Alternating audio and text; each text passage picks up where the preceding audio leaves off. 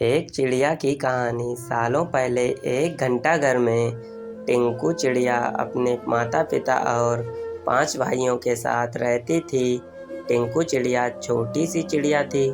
उसके पंख भी मुलायम थे। उसकी माँ ने उसे घंटाघर की ताल पर चहकना सिखाया था। घंटाघर के पास ही एक घर था जिसमें पक्षियों से प्यार करने वाली एक औरत रहती थी।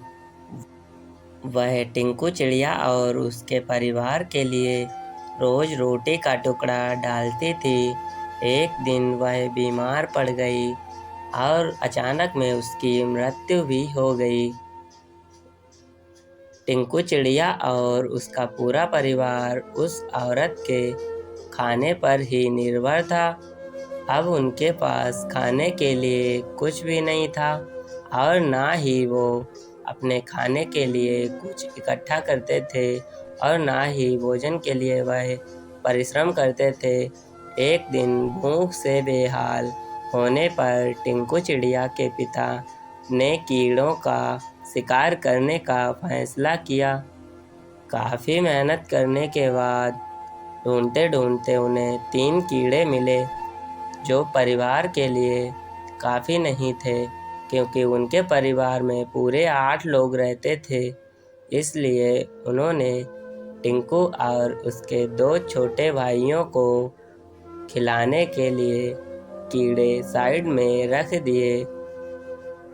इधर उधर खाने की तलाश में भटक रही टिंकू और उसके भाई और माँ ने एक घर की खिड़की पर चोंच मारी ताकि उन्हें खाने के लिए भोजन प्राप्त हो सके, लेकिन कुछ भी नहीं मिला और उल्टा तो घर के मालिक ने उन पर रंग फेंक दिया, जिससे वह तीनों भूरे रंग के दिखाई देने लगे।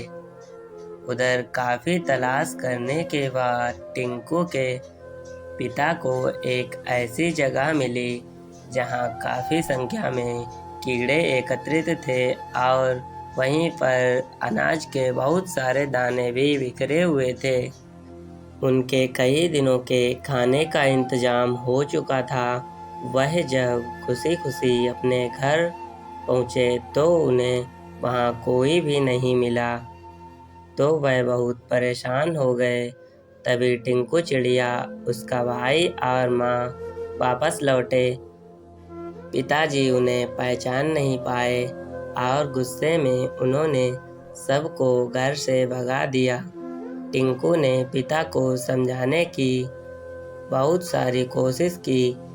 उसने बार बार बताया कि उसके ऊपर किसी ने रंग फेंक दिया है, लेकिन टिंकू के हाथ असफलता ही लगी।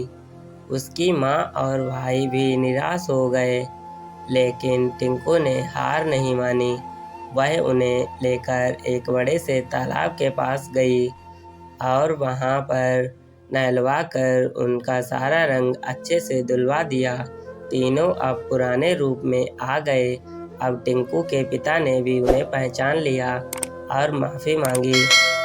सब मिलकर खुशी खुशी एक साथ रहने लगे। उनके पास खाने की भी व्यवस्था अच्छी हो चुकी थी।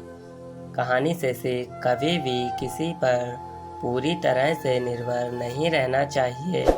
हमको खुद ही मेहनत करके अपनी ज़रूरतों को पूरा करना चाहिए। तो दोस्तों, अगर कहानी अच्छी लगी हो तो चैनल को सब्सक्राइब अवश्य कर लें।